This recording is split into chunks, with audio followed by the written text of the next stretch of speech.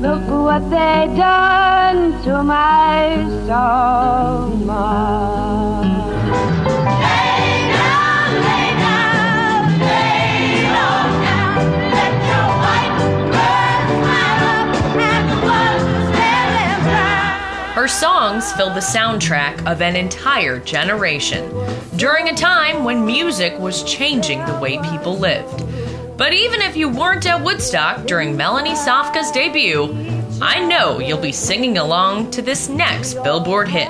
Well, I got a brand new pair of roller skates. You got a brand new key. I think I wish you could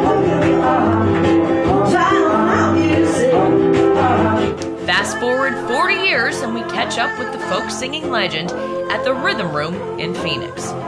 Only this time, the Grammy-winning artist has backup.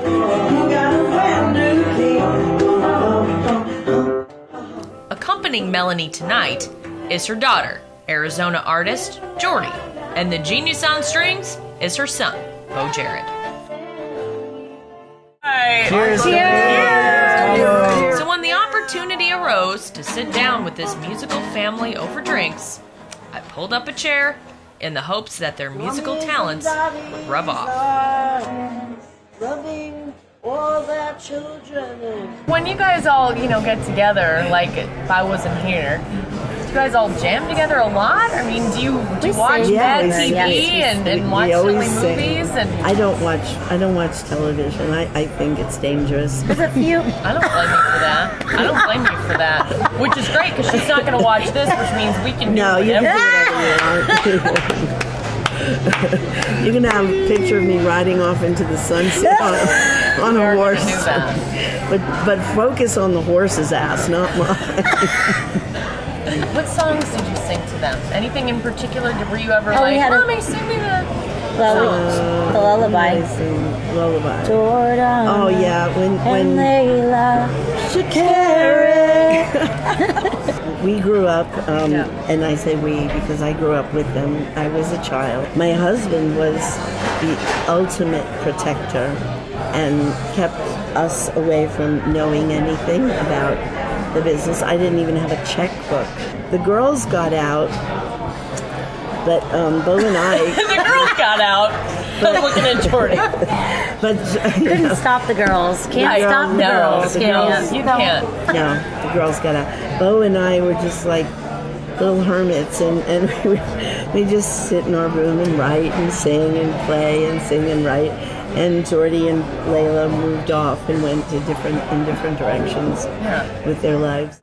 Although Melanie has put out dozens of albums since her Woodstock debut, including her latest, Ever Since You Never Heard of Me, she still lights up when asked about the first time she experienced Candles in the Rain. So my mom picked me up. We drove up. Your mom drove you to Woodstock? My mom drove me to Woodstock. Yes. I had one guitar, nothing else. It wasn't even a plug-in guitar. It was an acoustic guitar that had to be mic'd. I arrived and we saw traffic. We were in the midst of traffic. Yes. And so you pull over because there were no cell phones, of course. And I made some phone calls and they said, oh no, don't go there. It's changed. It's over here and go there. Then I went to the hotel where they told me, and there are these media trucks. And I get into the lobby of the hotel and there's Janis Joplin surrounded by media and cameras, and she's slugging her Southern Comfort, and there's Sly Stone walking by, and here I am, completely an unknown person. Nobody's ever heard of me. I don't have any records out. I became terrified right then. When I went on, it was right at that candle lighting procession, and I got to watch the fields light up, like fireflies in the far distance, and then it came closer and closer. And so it linked me forever with lighting of things. I'm part of I soundtrack some of people's most profound experiences, and I'm always amazed at the stories. A pilot told me that he was trapped behind enemy lines. He had a whole helicopter crew full of soldiers in the Vietnam War, and he booked this whole front aisles and the whole 2 front rows.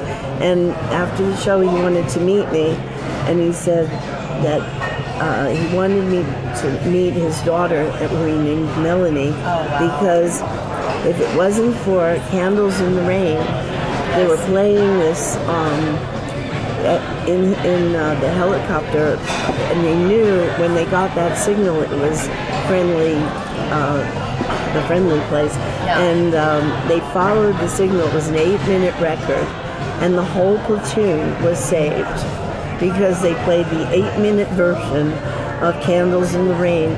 And of course everyone on that helicopter said, I mean, it's not because of the content of the song, it just happened to be the song that allowed them to get back to safety. So when he had his first daughter, he named her Melanie. Melanie, obviously you perform, but you write your music. How do you feel when other people perform your music? It's like total validation. The first time that I ever got the biggest thrill of my life was when Ray Charles recorded Look What They've Done to My Song, Ma. And then they did it on a television show with Barbra Streisand. So Barbra Streisand and Ray Charles sang my song. The only thing I could do half right nice, turn it out all wrong. Look what they done to my son. I wrote a song that other people can sing. That's the best thing a songwriter could ever get. Yeah. So if American Idol called you and wanted you to be a judge, what would your reaction be? Well, philosophically, I would be totally opposed. But as far as being a good career move, it'd probably be a good thing. If you could be remembered by one song, what would it be? Oh, wow. It would have to be a new one.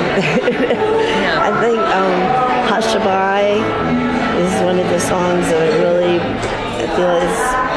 is eternal. Check out Melanie's latest album, Ever Since You Never Heard of Me, on iTunes and in stores today.